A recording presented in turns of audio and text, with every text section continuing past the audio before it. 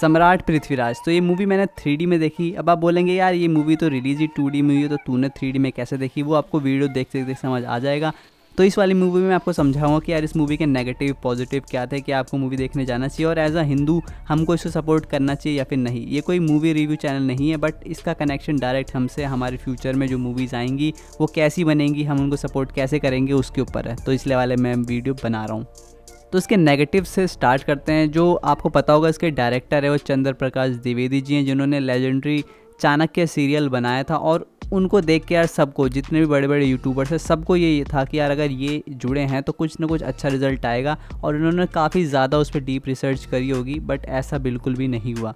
कुछ लोग ये कहते हैं कि यार इस मूवी की स्क्रिप्ट में 18 साल लगे हैं, बट वो 18 साल कहाँ गए कुछ समझ नहीं आता। अगर सिर्फ 18 दिन भी मुझे भी कोई दे तो मैं भी शायद इस लेवल की स्क्रिप्ट लिख दूँ, ऐसा मुझे मूवी देखते हुए लगा।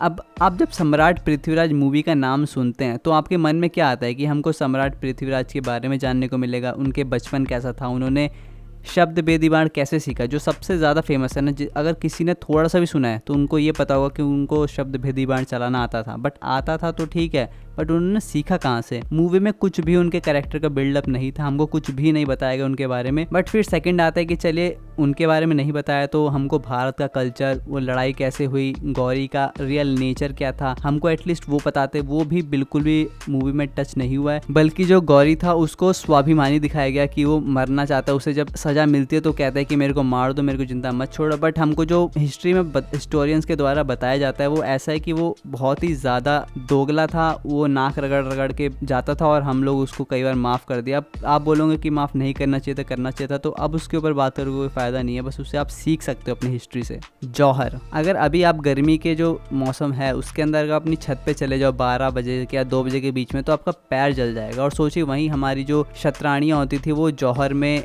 कूद जाती थी। तो उस मूवी में जौहर के बारे में थोड़ा सा बताना चाहिए था कि भाई जौहर कर क्यों रहे हैं, रीज़न पता होगा तभी तो उस मूवी का इम्पैक्ट पड़ेगा।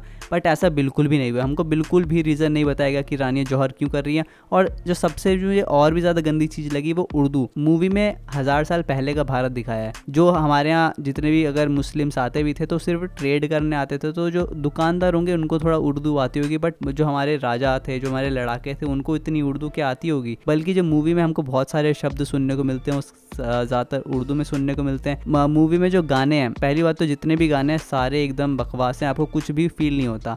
और वो गानों में भी उर्दू है। मूवी में हमारी जो रानियों को दिखाया गया उनका अच्छे से चित्रण नहीं किया गया। आपको दीपिका पादुकोण की पद्मावत मूवी याद होगी कि कैसे अब उसमें डांस सीन थे तो करणी सेना ने बोला था कि यार जो आप दिखा रहे हो तो नचनियों की तरह दिखा रहे हो, रानी ऐसे नहीं होती थी। अगर आप हिस्ट्री पे बना रहे हो तो आपको थोड़ा बहुत बेस उसका सही रखना पड़ेगा। बल्कि इस वाली मूवी में ऐसा बिल्कुल भी नहीं हुआ। उनको बिल्कुल ही एक नचनिया की तरह दिखाया। उनका भी कोई बिल्डअप नहीं है कि यार वो उनकी स्टोरी कैसी थी, वो कौन थी, उन्होंने पढ़ाई करी, कुछ भी बिल्डअप नहीं था। और इवन जौहर से पहले भी वहाँ पर उनको डांस करते हुए दिखाया गया। अब आप सोचिए कि आपके जो पति वो मर गए हैं, आपको अब जौहर करना है, इतना ज़्यादा बड़ा बलिदान देना है, तो उससे पहले उनकी मनोदशा दिखानी चाहिए थी कि वो कैसा सोच रहे हैं उस वक्त, उनका माइंड ऑफ स्टेट क्या है, वो उनको डर है नहीं है, वो हल्का सा दिखाना चाहिए था। बट वो बिल्कुल भी नहीं दिखाया। और पृथ्वीराज जी के बारे में जो और भी ज़्यादा फेमस चीज़ है वो ये कि उनकी आंखें फोड़ दी गई थी, उनकी आंखों में गरम गरम सलाखें डाल दी गई थी। और मूवी के अंदर जैसे मैंने पहले बताया इसके बारे में भी कुछ नहीं बताया, बस हमको दिखाया कि उनकी आंखें फूटी हुई हैं, पर ये नहीं दिखाया कि आंखें कैसी फूटी है, क्यों फूटी है। और मूवी के अंदर जिहाद शब्द का बिल्कुल भी वर्णन नहीं है, जो कि काफ़ी बड़ा रीज़न था अटैक करने का। उन्होंने चाहे लूट मार करी हो, बट उसके अलावा जो उन्होंने सबसे बड़ा काम करा वो कन्वर्जन करा, मास कन्वर्जन करा। जो कन्वर्ट नहीं हो रहा उसको मार दिया गया। ये वाला रीज़न बिल्कुल मिसिंग था मूवी में। और हमको बिल्कुल भी अगर आप न्यू ऑडियंस से, आप कोई बच्चे हो जिसको स्टोरी नहीं पता, तो उसको बिल्कुल भी कोई आइडिया नहीं होगा कि भाई ये लोग ऐसा कर क्यों रहे हैं। और कहीं ना कहीं मूवी एंड होते हुए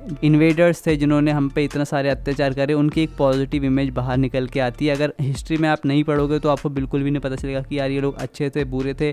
इनको एक तरह से मिक्स्ड करके हमको कंफ्यूज करा जाता है। जो ऑडियंस है अगर उसको नॉलेज नहीं है तो थिएटर से कंफ्यूज होकर निकलेगी। तो ये तो सारे नेगेटिव पॉइंट्स है। अब थोड़े पॉजिटिव देख लेते हैं कि ये मूवी में कुछ तो पॉजिटिव थे, तो उसको डिस्कस फोकस करते हैं। तो मूवी में जो 80% पार्ट था वो रोमांस का पार्ट था, जो कि हमको इम्पोर्टेंट नहीं लगा। हम पृथ्वीराज जी के बारे में सीखने आए थे, उनके लड़ाई का रिजल्ट्स कैसे आए, वो कैसे लड़ते थे उसके बारे में सीखने आए थे, तो वो हमको देखने को नहीं मिलता। बट हमको फॉर्मेशन जैसे चक्रव्यूह होती है, जब हम लड़ने जाते थे महाभारत काल में तो चक्रव्यूह का आपने नाम सुना होगा, तो वैसा एक व्यू हमको दिखाया है जिसको त्रिशूल व्यू के नाम से आप अगर देखेंगे तो आपको पता चलेगा। बस वो ही एक सीन था जिसमें लगा कि हाँ ये वॉर ड्रामा टाइप मूवी है, तो उसमें वॉर से रिलेटेड कुछ दिखाया गया है। उसके अलावा वॉर से रिलेटेड हमको ज़्यादा देखने को नहीं मिलता। हमारे योद्धाओं का शूरवीरता दिखाई गई है, वो कैसे लड़ते थे, कितने बहादुरता से, वो कैसे हमसे बड़ी जो सेना थी उस पर भारी पड़ते थे, ये दिखाया गया है। काफिर शब्द का प्रयोग काफ़ी जगह किया गया है। द कश्मीर फाइल के बाद मुझे लगता है कि लोगों को ये लगा है कि हाँ हम अगर ये शब्द बोलेंगे तो लोगों को ज़्यादा दिक्कत नहीं होगी। हिंदू शब्द, धर्म शब्द बहुत ज़्यादा बार आया है। हिंदू और धर्म तो इतनी बार यूज़ हुआ है कि मुझे भी लगने लगा था कि यार ये तो थोड़ा ज़्यादा ही है, हमको थोड़ा इसको कम करना चाहिए था। बट फिर भी ये देख के अच्छा लगता है कि यार इतने सालों बाद ऐसी मूवीज़ आ रही हैं जो ऐसे शब्द का प्रयोग करती हैं। और हाँ, सोमनाथ के बारे में भी उसमें बताया गया, जो कि आपने शायद ट्रेलर में भी देखा होगा। बट उसका एक दो ही सीन है, आपने ट्रेलर में देखा होगा कि अक्षय कुमार की एक्टिंग बहुत ज़्यादा गंदी थी। ऐसा नहीं है कि वो एक्टर अच्छे नहीं है, वो मुझे लगता है ये सब जानबूझ के हो रहा है। जो द्विवेदी जी भी हैं, हो सकता है यार कोई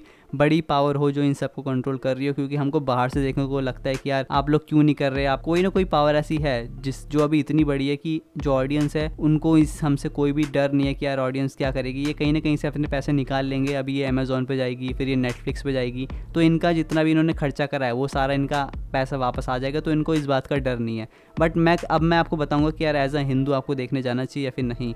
जो मैंने आपको पॉजिटिव्स और नेगेटिव्स बताए हैं, ऐसे और भी हैं, बट आपको नेगेटिव्स ज़्यादा देखने को मिलेंगे। आपको मूवी देख के दुख ही होगा, फिर भी हमको इसको सपोर्ट करना पड़ेगा। अगर आपके पास इतने पैसे या फाइनेंशियली ठीक हो कि यार 200-300 रुपये जाके खर्च कर सकते हो, तो आपको इनको एटलीस्ट इनका प्रॉफिट थोड़ा हो ऐसा कमा के देना होगा, ताकि फ्यूचर में भी ऐसी मूवीज़ बने। अभी ये लोग थोड़ा कर रहे हैं, फ्यूचर में अगर उनको लगेगा कि हाँ ऑडियंस हमको और ज़्यादा सपोर्ट करेगी, तो हो सकता है यार कि बड़े लेवल पे मूवीज़ बन के आए। और ये मूवीज़ पृथ्वीराज जी पे पहली मूवी नहीं है, ऐसी फ्यूचर में और मूवीज़ बनेंगी, हज़ारों मूवीज़ हमको चाहिए ऐसी। और भी कई सारे हमारे लड़ाके हैं, हमारे पास तो इतनी सारी स्टोरीज़ हैं कि ये लोग थक जाएंगे बनाते बनाते, फिर भी हमारी स्टोरीज़ ख़त्म नहीं होंगी। पर अब ये तो बात हुई मूवीज़ की, अब आपका मन है आप देखने जाएं या फिर ना जाएं। अब बात आती है कि हम सीखे कैसे। जैसे मैंने बताया कि मैंने मूवी 3D में देखी, बट मैंने 3D में कैसे देख ली मूवी। तो जो मूवी है वो तो 2D में थी, बट मेरे पास एक 3D पर्सपेक्टिव था, मेरे को हिस्ट्री का ज्ञान था, जिसकी वजह से मैं इसको 3D में देख पाया। मैं समझ पाया कि यार यहाँ पर मूवी में ये चीज़ गलत दिखाई है, यहाँ पर ये मूवी में तो कुछ अलग ही दिखा दिया। तो ये मेरा 3D पर्सपेक्टिव था। अब आपके पास वो नहीं होगा तो आपको कोई कुछ भी बेच के चला जाएगा एज अ कंटेंट, और आप उसको बोलोगे अरे हाँ ये तो सही है, जो इन्वेडर्स थे वो इतने भी ज़्यादा बुरे नहीं थे, देखो ये तो अच्छा है। बट मुझे सब पता था, जो हो रहा था मुझे पता लग गया था पहले कि यार ये लोग ये चीज़ गलत दिखा रहे हैं, ऐसा तो कुछ हुआ ही नहीं था। तो ऐसे मैंने मूवी 3D में देखी और मुझे देख के पता लगा कि ये गंदा है। तो आपके पास ये 3D पर्सपेक्टिव कैसे आएगा? तो मैं नीचे सारे लिंक्स दे दूंगा कि हमारे यूट्यूब पर ही पृथ्वीराज जी के बारे में बहुत सारी कहानियाँ, बहुत सारी चीज़ें ऐसी हैं जिन्होंने 10 मिनट में इस मूवी से ज़्यादा बताया है, और आपको वहाँ से थोड़ा थोड़ा खुद सीखना पड़ेगा। यूट्यूब पे फ्री में अवेलेबल है, बुक्स पढ़िए और आपको ही अपने अंदर डेवलप करना पड़ेगा, ताकि फ्यूचर में आपको कोई बेवकूफ़ ना बना सके। अगर मुझे भी नहीं पता होता तो मैं भी आज ये सोच के बैठा होता कि देखो मुगल तो ठीक ही थे, इतने ज़्यादा बुरे भी नहीं थे। तो ये वाली चीज़ बढ़ेगी, क्योंकि अभी फ्यूचर में जो मूवीज़ है ये अमेजोन पे जाएगी,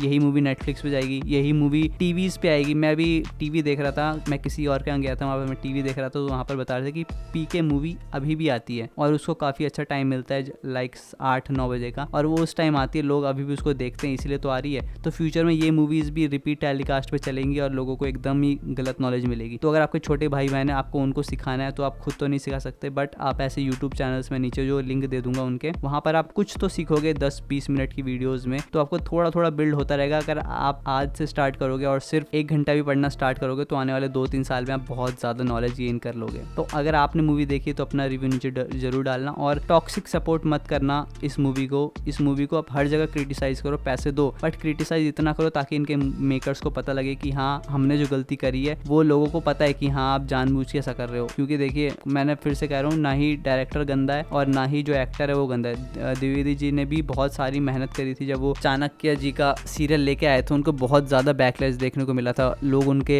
सीरियल को चलने नहीं दे रहे थे, फिर भी उन्होंने बहुत मेहनत करके उसको चलाया था। तो डायरेक्टर हमारे गंदे नहीं है, हमारे एक्टर भी चाहे दोगले हैं बट उनको पैसे मिलेंगे तो वो अच्छी एक्टिंग करके जाएंगे, बट पीछे कोई पावर है ऐसी जो इनको ये सब नहीं करने दे रही, तो हमको उससे लड़ना है। जय श्री राम।